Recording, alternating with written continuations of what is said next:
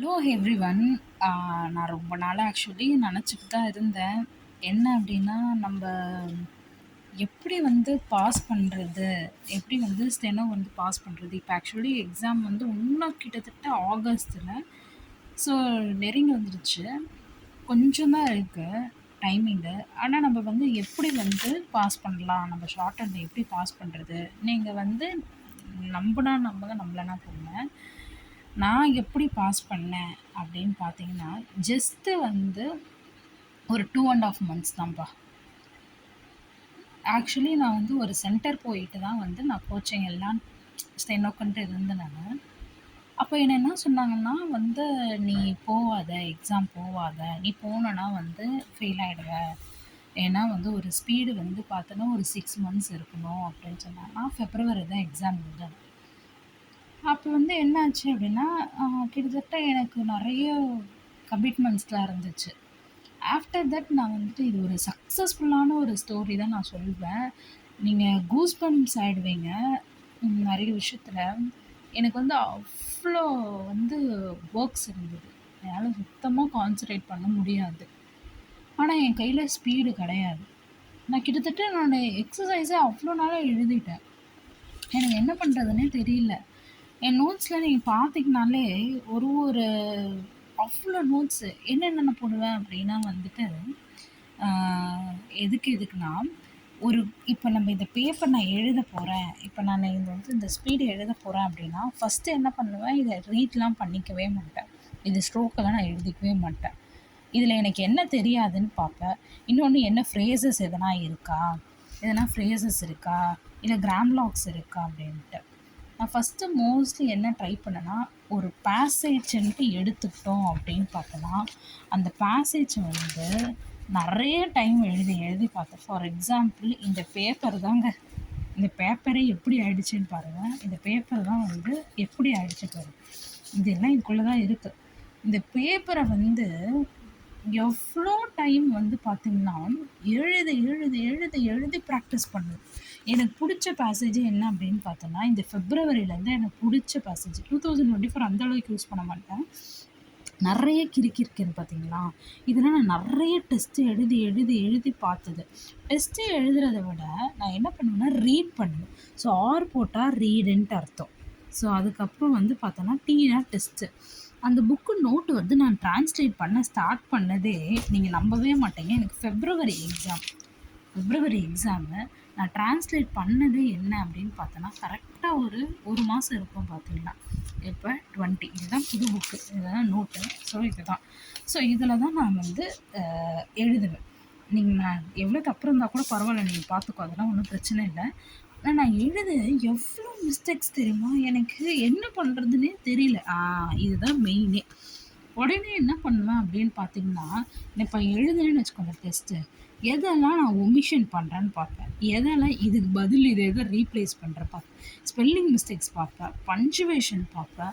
Phrases எதனா விட்டேனா? கிராமர்ஸ்ல என்ன தப்பு பண்ணேனா? கமிஷன் பண்ணியிருக்கேனா? கமிஷன்லேயே பார்த்தோன்னா 2 வகையா நான் கமிஷன் பிரிச்சிருக்கேன் பார்த்தீங்களா? நான் இது வந்து ஒரு இன்ட்ரஸ்டிங் ஒரு சக்ஸஸ்ஃபுல்லான ரொம்ப ஹார்ட் ஒர்க் போட்டேன்ப்பா. நான் போட்ட ஹார்ட் ஒர்க் அவ்வளோ ஒரு இது. ஆனா ரொம்ப குறுகிய காலம்னு சொல்லுவாங்க. ஒரு ஷார்ட் பீரியட்ல உங்களால முடியும். கண்டிப்பா முடியும். ஆனா கன்சிஸ்டன்சி இஸ் வந்து மெயின்டெயின். அதுதான் மெயின்டெயின் பண்ணணும். கன்சிஸ்டன்சி தான் முக்கியம். ஸோ கேப்பிட்டல் லெட்டர்ஸ்ல நான் ஒமிஷன் பண்ணியிருக்கேனா? கமிஷன் பண்ணியிருக்கேனா? எஸ் விட்டுருக்கேனா? இடி போடலையா? ஐஎன்ஜி போடலையா? ஒமிஷன் பண்ணியிருக்கேனா? கமிஷன் பண்ணியிருக்கேனா? ஃபுல் ஸ்டாப் வைக்கலையா? எது எதுக்கெல்லாம்? ஸோ ஃபார் எஸ்ஸுக்கு ஹேஸ் ஃபார் எஸ்ன்னு. இது மாரி மாத்தி மாத்தி நான் எழுதியிருப்பேன். ஸோ மொத்தம் 48 மிஸ்டேக்ஸு. இது மாதிரி என்ன பண்ணுவேன்னா, டெய்லின்ட்டு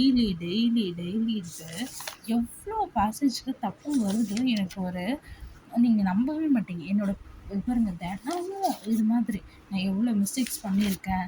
நான் என்ன பண்ணியிருக்கேன்? எதுக்கு பதிலா இது பார்த்தீங்களா, நெறைய ரீப்ளேஸ் பண்ணுவேன். ஃபார் எக்ஸாம்பிள் நேஷனுக்கு அங்க நேஷன் வரும். ஒப்பீனியன் நெனச்சிருப்பேன். எக்கனாமிக்கும் கவர்மெண்ட்டும் ஆக்சுவலி நான் ஒரு ஒரு எக்கனாமிக்கும் நெறைய நான் ஷார்ட் கட்ஸ் யூஸ் பண்ணேனா, அவ்ளோ ஷார்ட் கட்ஸ் யூஸ் பண்ணேன். நான் அந்த ஷார்ட்கட்ஸ் எழுதுனாலே நான் உங்ககிட்ட சொன்னாலே அப்படி நல்லாயிருக்கும். என் ஷார்ட்கட்ஸ்லாம் நோட்ஸ்லாம் நெறைய ஷார்ட்கட்ஸ் எழுதுனேன். ஸோ இது குவைட்னா எப்படி? இல்ல கிளாடுன்னு நெனச்சுப்பேன். ஃபாருக்கு தட்டு. இது மாரி ஒரு விஷயத்தையும் நான் நுணுக்கமா என்னோட டேட்லேருந்து நீங்க பார்த்தீங்கன்னா விடவே இல்ல. ஒரு நாள் விடல. விடாம தினமும் எழுதி அதில எவ்வளோ தப்பு வருது? எவ்வளோ மிஸ்டேக்ஸ் பண்ணியிருக்கேன்? 91 மிஸ்டேக்ஸ்லாம் போட்டேன். இது மாதிரி மிஸ்டேக்ஸ்லாம் போட்டு நான் எக்ஸாம் ஃபெயில் ஆகிடுவேன்னு சொல்லிட்டு அப்படி ஒரு கஷ்டப்பட்டேன். அங்கே இருக்கிற ஒரு மேம் என்ன சொன்னாங்க, இல்லை நீ வேணாம், நீ நிறைய மிஸ்டேக்ஸ் போடுற, இதெல்லாம் அவங்க கரெக்ஷன் பண்ணதில்லை, இதெல்லாம் செல்ஃபாக நானே கரெக்ஷன் பண்ணுவேன். நீங்கள் நினைப்பீங்க என்னை வந்து அவங்க கைட்லாம் பண்ணலை. அவங்க கைட் பண்ணது மீன்ஸ் எப்படி பண்ணாங்க அப்படின்னா, நீ எழுது, இந்த பேசேஜ் இன்னைக்கு எழுது. நான் என்ன சொல்வேன், நான் எழுதின பேசேஜ் தான் எழுதுவேன். அப்போ தான் எனக்கு இனி இம்ப்ரூவ்மெண்ட் எனக்கு எதனா கிடைக்கும் அப்படின்னு சொல்லிட்டு சொல்வேன். அப்போ வந்து அவங்க இது கிட்டத்தட்ட பாருங்கள், எக்ஸாமுக்கு பிப்ரவரி மாதம் ஆயிடுச்சு. ஸோ அப்போ கூட எவ்வளோ தெரியுமா? அதை பாருங்க, கிட்டத்தட்ட எவ்வளோ தெரியுமா? எவ்வளோ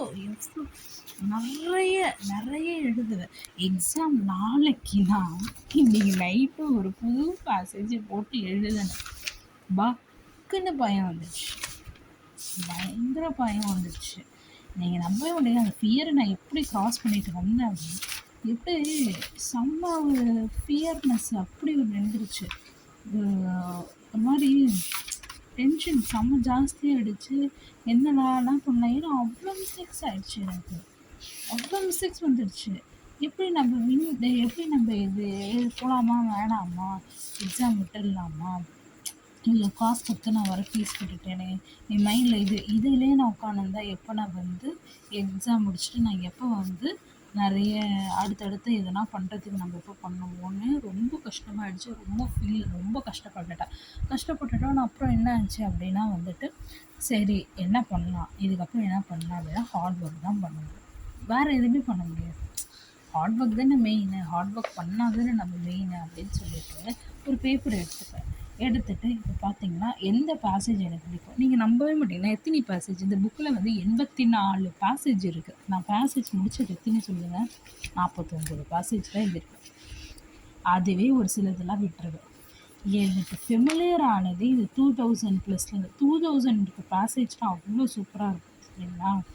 ஸோ இந்த பேப்பரை எந்த நிலமையில் இருக்குதுன்னு பாருங்கள். அப்படி இந்த பேப்பரை நான் பிடிச்சி எழுதின பேசேஜ் என்ன பண்ணுறேன், ஒரு best tips for short and students, for upcoming students are also இப்போ நீங்கள் எக்ஸாம் எழுத போகிறீங்க, ஆகஸ்ட் எக்ஸாம் எழுத போகிறீங்க அப்படின்னா கண்டிப்பாக என்னால் முடிஞ்சதுன்னா உங்களாலையும் கண்டிப்பாக முடியும்.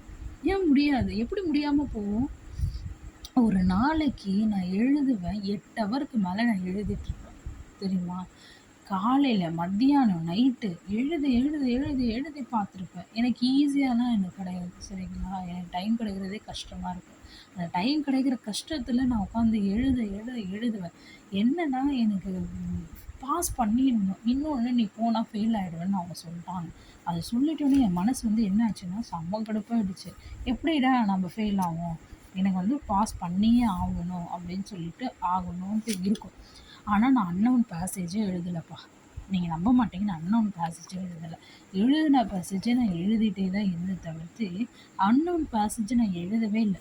ஸோ நிறைய ஷார்ட்கட்ஸ் தெரியும். பேசிக்கில் நல்லா ஸ்ட்ராங்காக இருந்தேன்.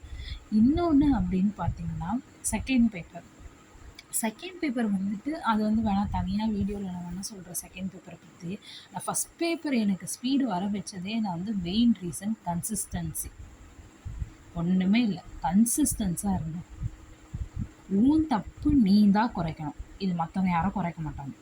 யாரும் வந்து other person definitely will not come, கண்டிப்பாக வர மாட்டாங்க. ஸோ நான் வந்து இதை கரெக்ட் பண்ணலாம் அப்படி பண்ணலாம்னா யாரும் பண்ண மாட்டாங்க. நீ உன் மிஸ்டேக்ஸாக நீங்களே கரெக்ட் பண்ணணும். உட்காருங்க, நான் எழுதுனேன்ல அதே மாதிரி எதை ரீப்ளேஸ் பண்ணியிருக்கோம், எதை நம்ம விட்டோம், எதை இதை பண்ணணும், இன்னும் எவ்வளோ பேசேஜ் இருக்குது, நம்ம எவ்வளோ முடிக்கணும், எவ்வளோ எழுதுகிறோன்ட்டு முக்கியம் இல்லை. ராஜகோபால சார் கூட சொல்லுவாங்க, எவ்வளோ எழுதுகிறோம் முக்கியம், எவ்வளோண்டு எழுதினாலும் அது குவாலிட்டியாக நம்ம பண்ணணும். Quantity is not an important, quality is an important. Okay. So first குவாலிட்டிய வந்து நல்லா இது பண்ணுங்க. எனக்கு எக்ஸாம் எக்ஸ்பீரியன்ஸ் வந்து அது வேற லெவல்ல இருந்தது. செம்ம பயந்துட்டேன். அது வந்து தனியா கூட ஒரு வீடியோ போடுறேன். நான் எப்படி பிராக்டிஸ் பண்ணேன்.